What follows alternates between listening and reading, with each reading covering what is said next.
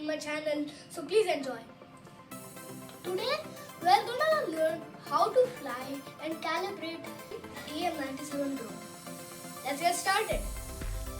You must have seen many videos of unboxing and flying, but not many have shown how to calibrate.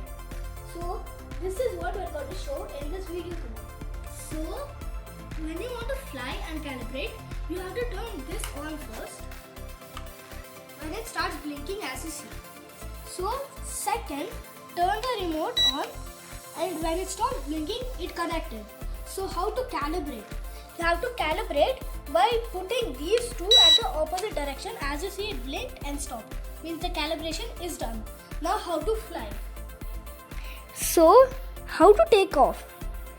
You need to press this button for it to take off. As you see, like this. And then this to set the height. So it's set it in one height. Now you have to put this front, back, side, side. And this button is for top and bottom. As you see there. So that's how. And this is the landing, how to do it. Hope you enjoyed this video. So once again, this is how to fly, calibrate using DM97 drone. Please like and subscribe.